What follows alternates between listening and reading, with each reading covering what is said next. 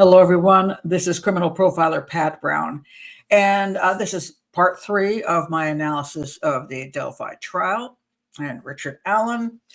And there were some interesting things that came out today, which today is October 23rd. And I want to comment on the ones I think are most important. The first one is the witnesses. They brought out some witnesses, some girls who had seen him in the park. They say a woman who saw a man looking like Bridge Guy walking down the street with muddy pants, bloody pants, and I think the defense wins on that round. Why do I say that? Because they're very insecure in their descriptions and when they went to the police and what they told the police, and it's not very convincing. Let's put it that way. They didn't have a lot of accuracy and even believe themselves that they had great accuracy. So I'm going to say the witnesses pretty much stuck. But I do want to say this. There is one witness that the prosecution has that is absolutely believable, and that's Richard Allen. Because even though the other witnesses who saw a guy in the park they thought could be Allen, they weren't overly credible, although they could have seen him, but not enough where you would go, I absolutely know they saw Richard Allen. But Richard Allen said he was in the park. He gave testimony. He was a witness to his own being in the park for a couple hours looking for fish near the location. He is a believable witness. So, regardless of the other ones, he puts himself in the park. And therefore, even though it'd be nice to have those other witnesses be more useful, they're not. But he is the number one witness. So I think the prosecution wins with the best witness, but there are really no backup witnesses. But we have Richard Allen saying he was in the park for a couple hours on a day 2 girls get murdered. Let's move to the Bridge Guy issue. Is there any proof that Allen is Bridge Guy? None. There is simply no proof that these two are the same people. The defense is going to pound that home, and I can't blame them. Could it be Allen? Well, heck yeah. There's still the whole issue. People argue over he's too short to be Bridge Guy. He's like 5'4". I don't know if he's really 5'4" because I only heard that on the internet.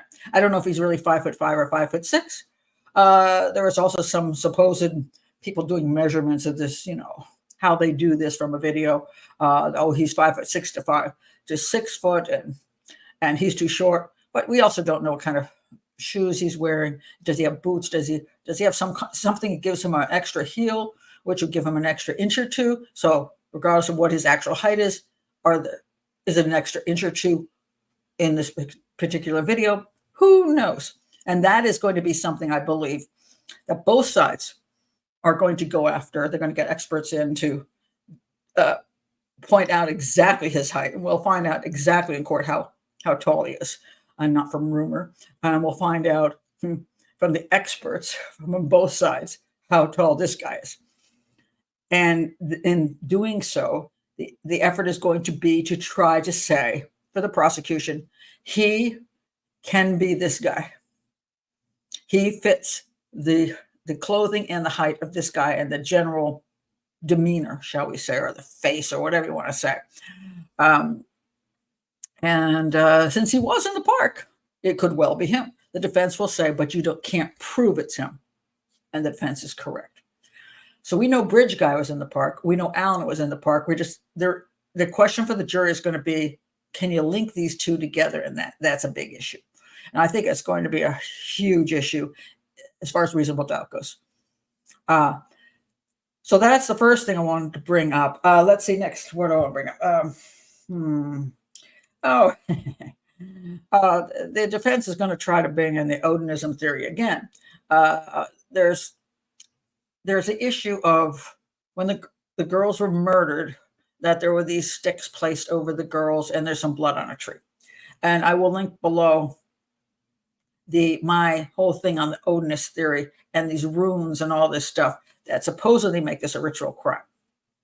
It's nonsense, in my opinion, but it's like a Rorschach test. Anybody can look at something, a bunch of things in different shapes and something spattered, and say, that looks like, to me, it means that. But I think the defense, they want to bring this in, and I'll tell you why. Because the prosecution is saying that they have an expert that's saying the sticks were placed on the girls to cover their bodies. It wasn't really a well done covering of the bodies, so I think the defense could have some play with that.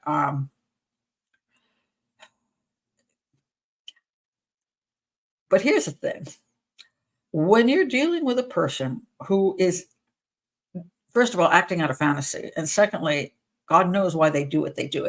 And for all of you who think criminal profilers, because you've been taught this from Hollywood and the FBI profilers, who go, I can get inside the mind of the killer and I can see why he does what he does. No, you can't. I have no idea. If this is the guy, I have no idea what the heck was going through his head.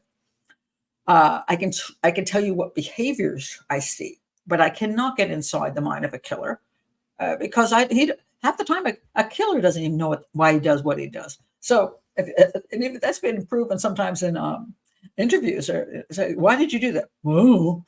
It's like, okay. And sometimes there can be multiple reasons why they do something. Did he start to cover the bodies and get spooked and realize I can't be here any longer? I hear something, and only half cover the bodies. That could be true. Did he want to cover the bodies? People like to say because he felt guilt. If Bridge Guy, I'm not going to say it's Alan. Bridge Guy doesn't feel guilt. Bridge Guy is a psychopath who murdered 2 innocent children. He's a psychopath. He don't feel guilt. But he might do things to, how shall we say, make him a better guy. Well, look, I covered the body, so that means I'm good. So in his own little mind, he's creating his fantasy world where he has justification for what he does. So he could do that. He could cover them to say, look what I did. Or he could just be halfway through covering them and then get spooked and run off. Maybe he thought he was going to start a bonfire, but it didn't ever happen. Maybe he did want to put some cute things on them. And so when the defense says, oh, you see, this is a ritual crime, these were arranged, and one of the girls has like rain, like deer antlers coming out of her head. Serial killers things are fun. They like to decorate. Many times they decorate. They stage a body in a certain position. There's serial killers who put a Bible in a girl's hand or just dumb stuff to amuse themselves. It has nothing to do with that they're actually committing a ritualistic crime. It's just something fun. So he could have done that. He could have said, oh, this is cool. Don't know who Bridge Guy. I'm not talking about Alan. I'm just saying Bridge Guy because we know Bridge Guy is the killer. Alan is that's what's got to be proven. But because the prosecution is basically they have the experts saying there is no. This is just the branches are covering the body. But let me read what I wrote down here. In an attempt to reintroduce the Odinism theory, defense believes it should be able to counter the prosecution witness who says the sticks were laid over the girls to conceal their bodies. Defense says anyone can see. There is a pattern. I love how they say anyone can see. All of you, 12 people on the jury, obviously can see there is a pattern. And once you admit that there is a pattern, because you can see that as I implant this idea in your head, these sticks weren't just being used to conceal bodies. They were displaying a ritual act. And the blood on the trees, the person was creating runes on the trees. It's all nonsense because I've looked at all of this and I see no discernible patterns or any absolute proof this was any kind of ritualistic crime. What's kind of funny, in my opinion, is since the defense wants to say these girls were abducted out of it. So bridge guy shows up down the hill and he makes them go to a vehicle, and and whoever takes the girls away, there's no sign of sexual assault. So they take the girls away to do what? Well, I don't know. They're just I don't know. Maybe they make them run around in circles. I have no idea. But then when it gets dark, they bring them back to the very spot they found them. Even though people are searching the whole area, and it's kind of stupid to go back where it might be a police search, and bring your victims back. Okay, but let's say you decide to do it anyway. So now you find this spot, and you with I don't know, torches, like fire torches, or if you're British, flashlights, and while you get the girls, and then you kill them. And then in the dark, you work overtime to try to find sticks to put on them and paint things on the trees in the dark, because there's no evidence that there was a huge bonfire out there. Because there was a huge bonfire out there, that might make sense. But nobody was putting a big bonfire out there when the police are rolling around that area, people are searching for the girls. So the whole thing, the whole idea of them taking away, coming back during a middle of a police search, it makes no sense. If they were going to do a ritual with these girls, they would have taken them to somebody's land. They would have built the fire, put them on an altar, whatever, and then you wouldn't find their bodies. So the whole Odinism thing is stupid. But can the defense bring it up? Absolutely, because the prosecution wants to say the sticks laying on the body was just to cover. Whether it was to cover or because the rich guy thought it was fun, or whether it was an idea that just didn't pan out, who knows? An art project, I don't know. But it wasn't Odinism. All right, so that's another thing that came out today. The last thing I want to talk about is the issue of sexual assault in DNA. There is supposedly no sexual assault of the girls, which is extremely unusual. And the defense is going to jump on this and say, see, it's Odinist. They were doing a sacrifice. They weren't raping. All right. That's a pretty good statement. So what would a serial killer because somebody who kidnaps two girls and brutally murders them usually is a serial killer. And usually rape comes along with a program, because why waste a good opportunity, right? So, but no sexual assault was noted. Now, no trauma from a sexual assault was noted. And this is very important to say. Just because there's no proof of a trauma doesn't mean there wasn't a sexual assault or this wasn't a sexual crime. There have been serial killers who do not physically sexually assault their victims, but they do. I'm trying to see what you can say on YouTube. Okay, jack off. They look at their victim, they jack off, and then that gets them excited. They may take pictures and later on masturbate and get excitement over that as well. Or they may have their own little peculiarities as far as to what excites them. A serial killer sometimes uses a condom, which leaves no DNA. Sometimes they get themselves excited and walk far enough away then to finish the job.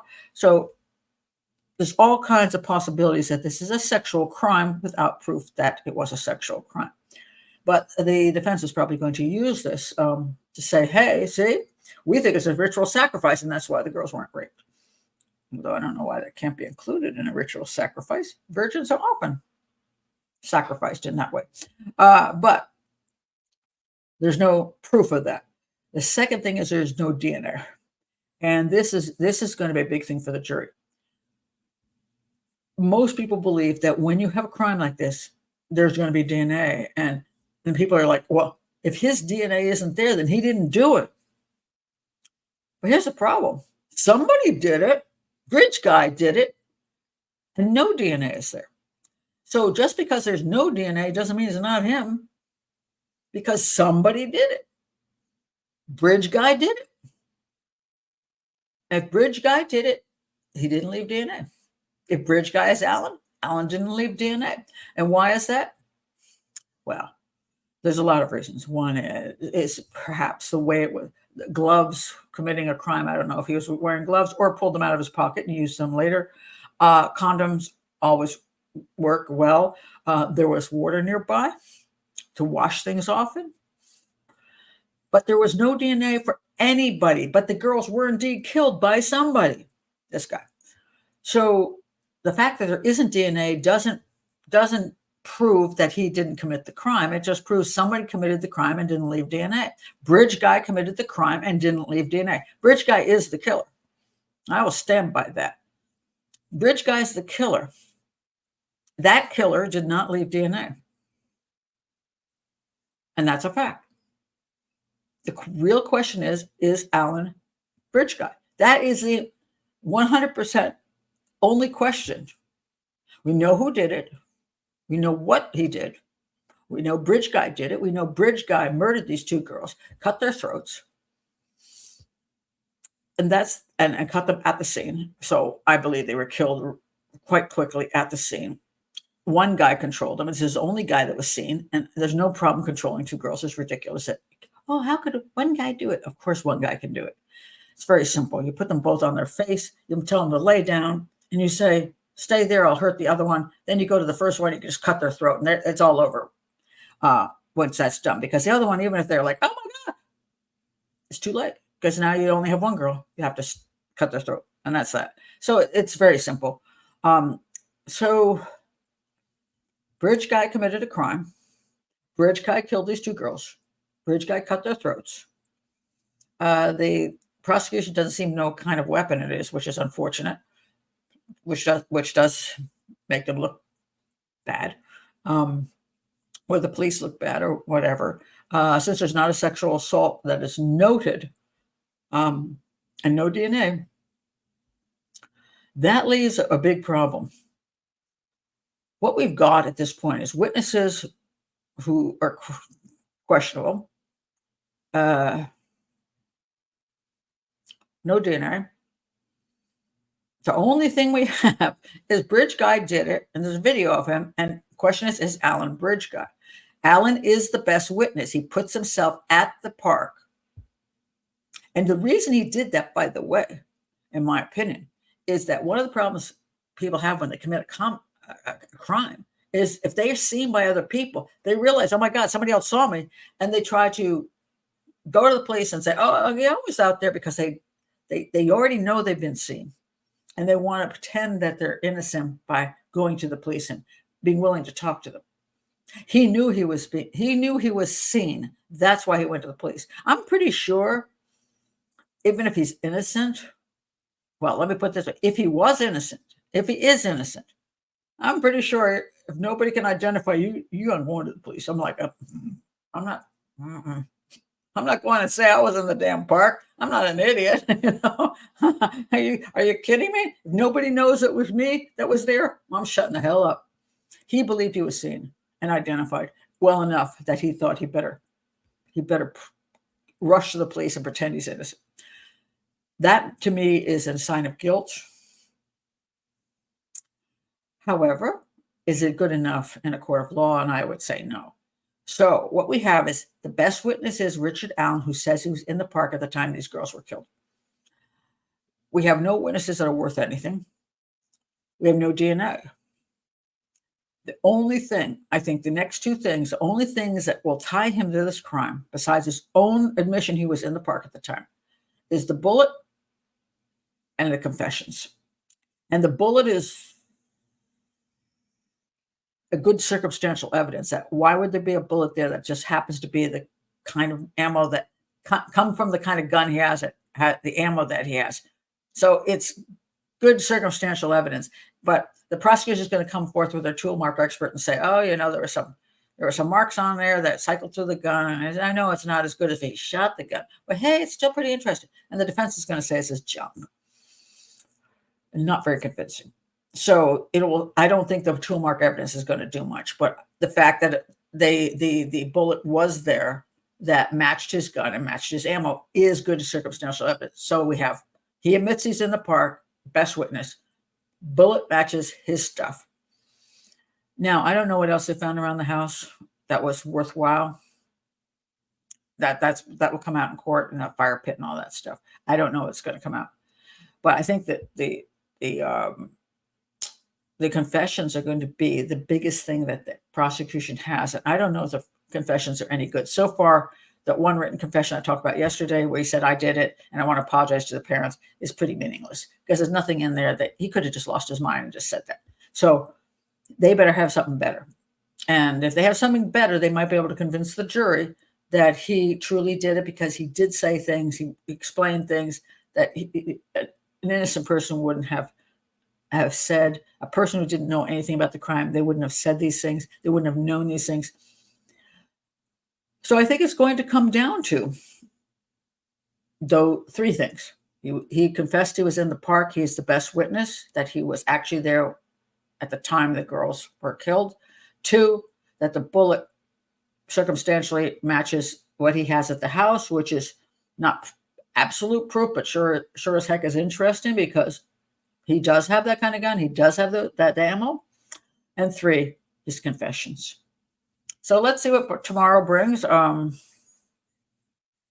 So far, I don't think the jury is good.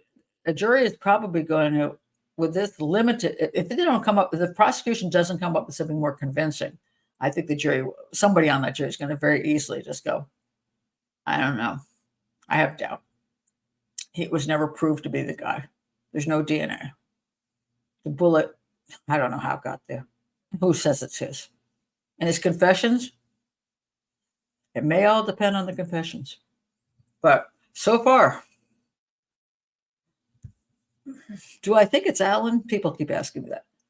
I tend to think it's Allen, but I don't know that the case is very good at this point in time. But we'll see what happens. Anyway, that's it for tonight. Thank you for being here. If you're new to the channel, please do like and subscribe. Hit the bell for notifications. And part 4 will come up as soon as, let's see what tomorrow brings. I might do part 4 tomorrow, or I might wait a day if there's nothing particularly interesting. Because I'm looking forward to those confessions, because I want to know what he said in those confessions. And I actually do not know yet. So let's see what happens. I'll see you later, guys.